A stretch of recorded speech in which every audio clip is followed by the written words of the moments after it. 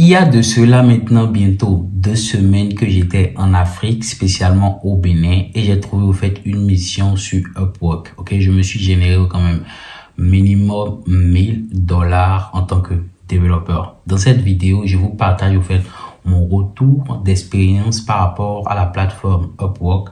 Comment au fait j'ai trouvé mes missions, ok, sur cette plateforme-là. Quelles sont les astuces que je trouve quand même importantes pour tout développeur voulant trouver des missions sur Upwork. C'est de ça qu'on va parler tout au long de la vidéo. Allez, c'est parti.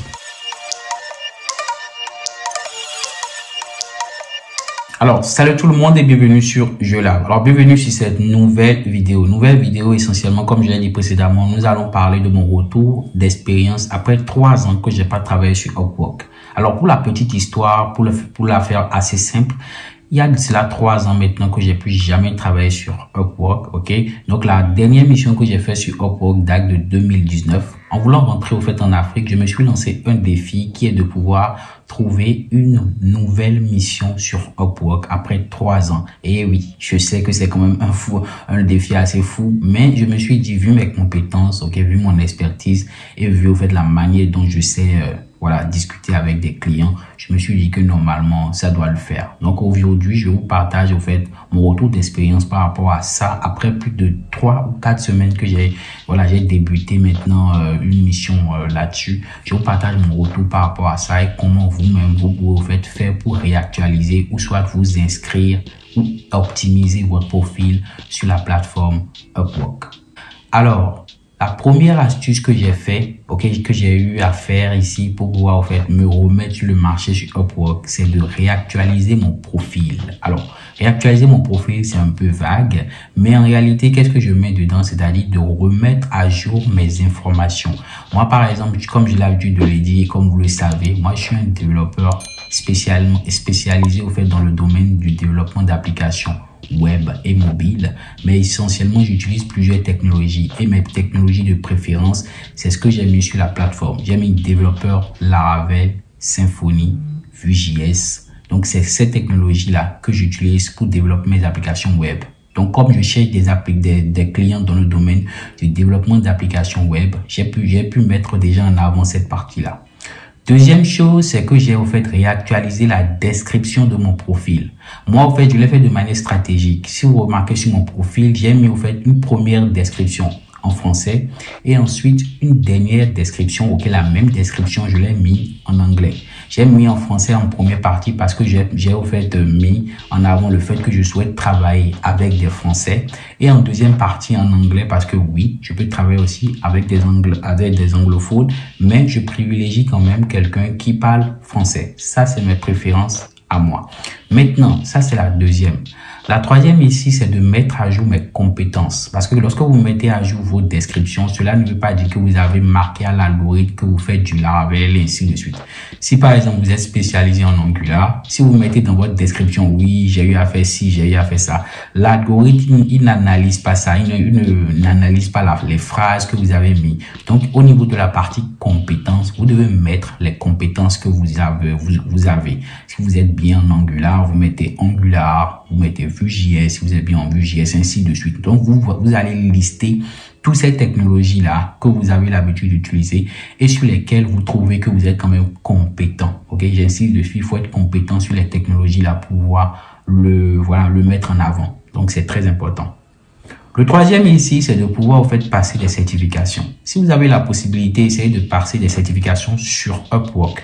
Par exemple, si vous dites que vous êtes bon là en Angular, essayez de passer une petite certification en Angular. C'est très important parce que ça va vous permettre de pouvoir être mis en avant, par l'algorithme fait de Upwork. C'est très important de pouvoir le mettre, Ça c'est ça c'est la troisième étape. Donc essayez, si vous avez la possibilité, de pouvoir passer des certifications dans votre domaine. Ça va vous permettre au fait d'être mis en avant par rapport aux différentes propositions et l'algorithme au fait pourra vous proposer de très bonnes missions en fonction au fait des technologies, des compétences que vous avez mis.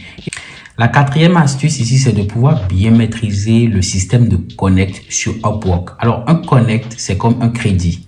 Lorsque vous voulez postuler à une offre, vous avez besoin d'un certain nombre de crédits, c'est-à-dire de connect pour pouvoir postuler à l'offre. ok?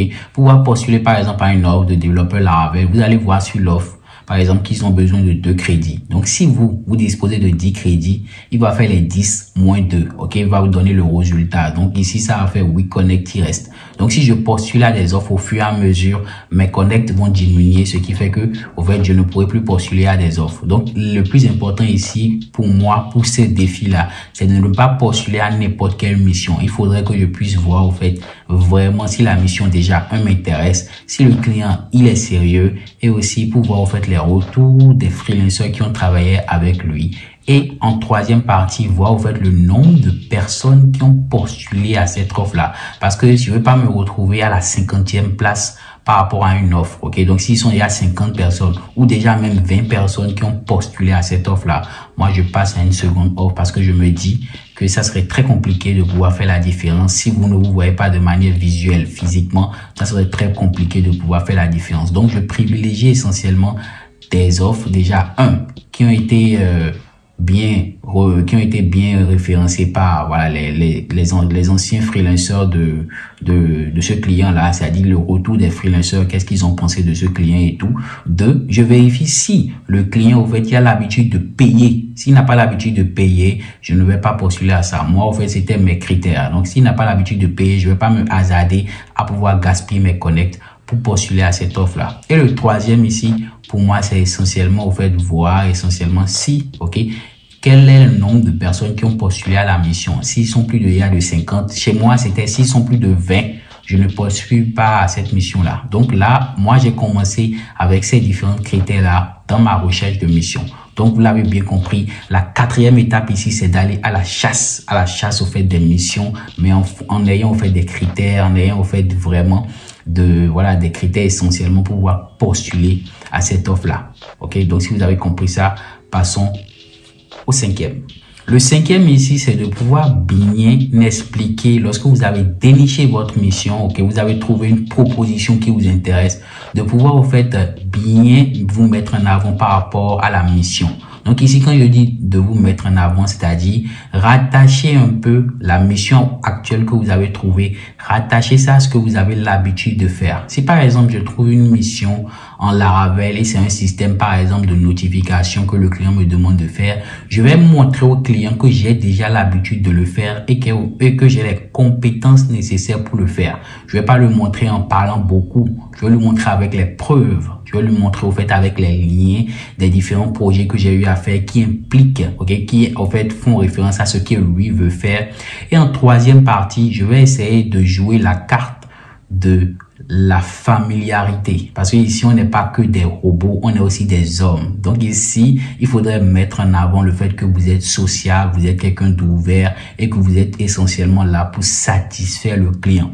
C'est très important ce côté humain là, et c'est l'une des compétences et l'une des clés que je trouve quand même important, qui m'a permis de pouvoir dénicher cette mission-là sur Upwork. Alors moi, j'ai trouvé cette mission sur Upwork, comme je l'ai dit, il y a de cela maintenant 6 semaines par là. J'ai eu à beaucoup travailler avec le client, beaucoup discuter avec lui et voir au fait, c'est ce qu'il voulait essentiellement. Ce qui m'a permis au fait de pouvoir prendre en main son projet et de pouvoir au fait vraiment au fur et à mesure lui livrer des solutions, des fonctionnalités assez intéressantes.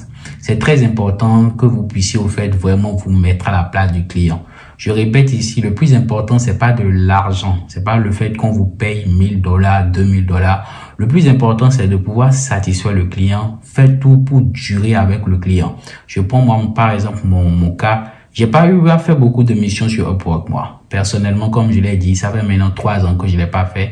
Et j'ai repris, au fait, cette casquette-là de freelancer sur Upwork parce que je voulais faire un défi essentiellement. Mais, il faut noter que moi, essentiellement, je ne suis pas concentré, c'est ce que je vous invite à faire, ne pas vous concentrer essentiellement sur l'argent, c'est-à-dire, il va me payer, non. Concentrez-vous plutôt à délivrer de la valeur. Et c'est ce que moi, j'arrive à faire. Donc, au fur et à mesure que vous délivrez de la valeur à votre client, ne vous inquiétez pas qu'il va bien vous payer. Donc, voilà un peu mon retour d'expérience par rapport à cette plateforme de freelancing Upwork que je vous ai dit dans une précédente vidéo. Je l'ai moi-même utilisé après 3 ans que je l'ai pu utiliser maintenant. Et je peux vous dire que effectivement, les gars, ça marche. Ça marche tant que vous avez la compétence nécessaire pour le faire, tant que vous avez le temps nécessaire pour le faire. Et voilà. Comme convenu, je vous ai parlé d'une proposition que je devais vous faire à la fin de la vidéo. Donc, la proposition, c'est par rapport à la deuxième édition de Freelancer en Afrique que j'ai lancée. Ok, c'est une proposition qui consiste essentiellement à quoi? C'est de vous permettre à toute personne dans le domaine de l'informatique, ok, qui est en Afrique, de pouvoir trouver ses missions partout dans le monde. Je vous propose un accompagnement complet de 1 mois maximum pour vous montrer au fait les différentes astuces, les différentes clés que j'ai eu au fait à utiliser, que ce soit sur Upwork, que ce soit sur d'autres sites de freelancers, de vous partager au fait mon expérience par rapport à ça. C'est une formation qui nécessite essentiellement 1 mois maximum, ok. Je vous garantis que avec les 1 mois, vous allez quand même, si vous avez les compétences, parce que au fait, je ne prendrai pas n'importe qui pour cette formation. Il faudrait que vous avez déjà des compétences avant. Je vais vous partager au fait mon expérience par rapport aux différentes clés